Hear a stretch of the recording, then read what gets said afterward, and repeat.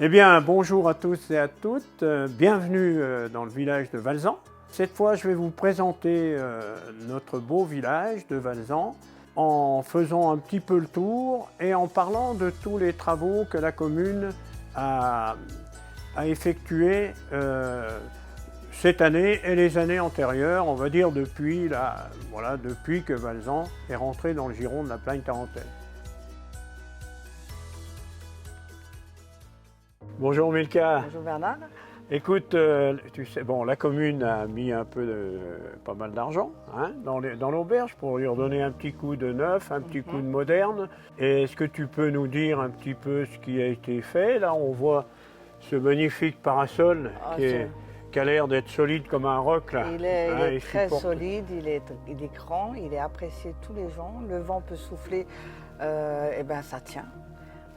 Il a une surface où on a pu agrandir quand même bien la terrasse comme ça. Très bien. Ensuite, il y a eu beaucoup de choses. Il y a eu un frigo bar, il y a eu le four à pizza. Puis on a le poêle à peler qui va bientôt arriver, le poêle à granules qui va bientôt arriver. Ah oui, alors ça c'est important, parce que le chauffage était quand même un peu léger. Et je pense qu'on va y gagner au niveau énergie parce que ça coûte quand même moins cher.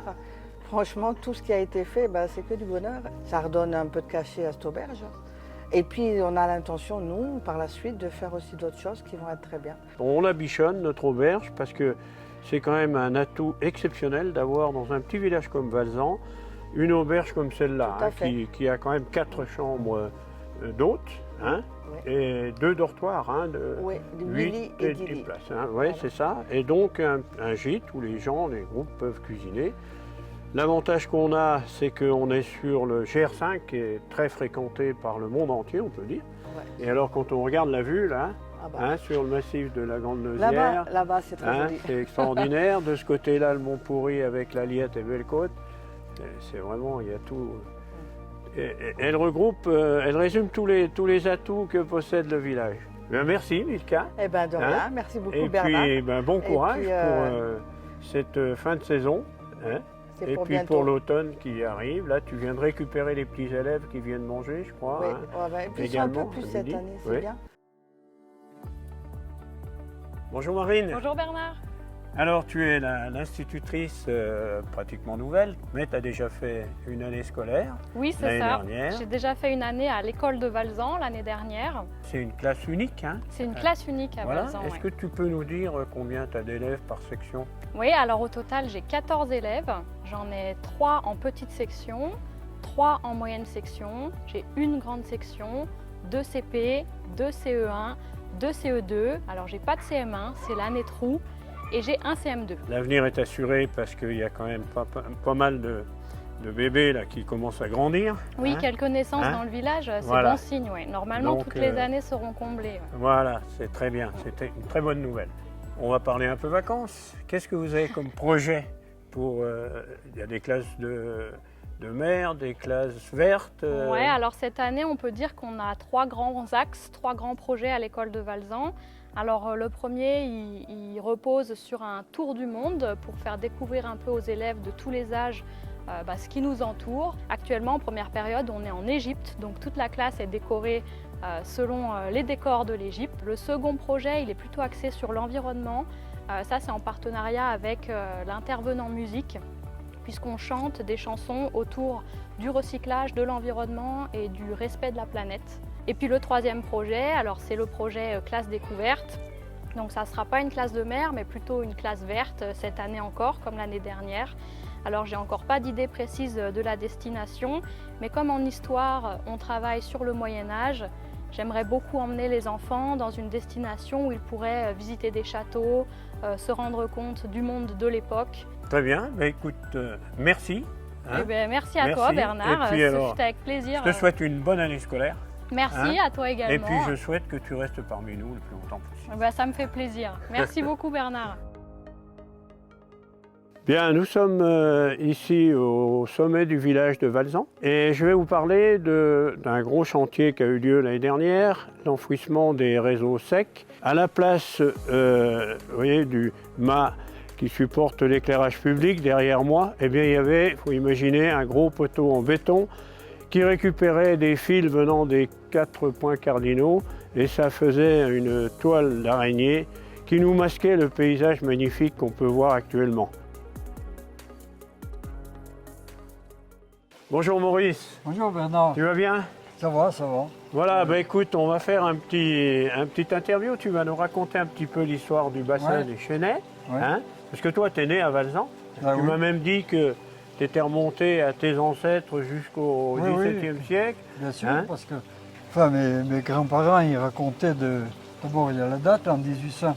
Ils se souviennent quand ils ont monté les pierres, ils ont coupé les pierres sur Valzan en bas vers la route des Vignes. Ah oui, d'accord. Oui, je vois.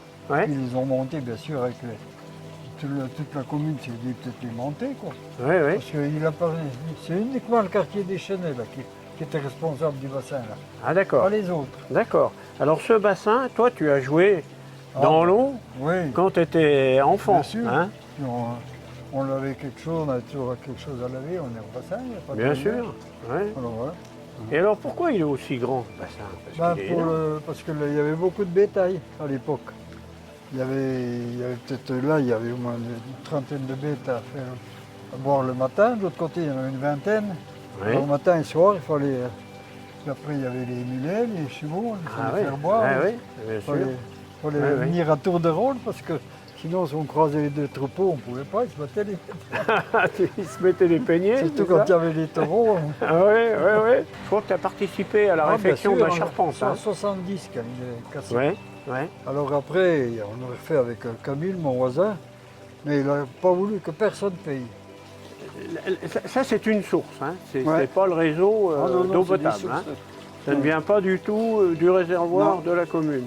Alors, comment on a capté cette source alors? Ben, mon père il me racontait qu'ils avaient été la capter loin, ils avaient creusé. Oui. Et puis après ils ont rebouché derrière. Après, c'est mon père qui faisait partie qui s'occupait à l'époque des réservoirs, de l'eau. Il rentrait là, il nous faisait rentrer à nous, parce que c'est des conduites, il y a des ardoises dessous. Ah Alors, oui. il fallait bien que l'ardoise, la première, là, qu'elle arrive, qu'elle tombe dans la chéneau. C'était des chéneaux D'accord. en bois à l'époque. Voilà, alors la commune a décidé de. Parce que il y avait. Donc, c'était empiré, hein, là. Ouais. Ouais. Et donc, le bassin, il y avait un peu de résurgence, il y avait un Ouais, peu puis d'eau. les pierres, ils C'était faisaient, toujours boueux. Hein. Donc, voilà, la commune a décidé. Donc, ce sont les services techniques qui ont pris l'affaire en main de manière à bah oui. assainir un petit peu Ouais, ouais. sur tout ça. Merci pour cette belle histoire hein, du bassin des Chénets.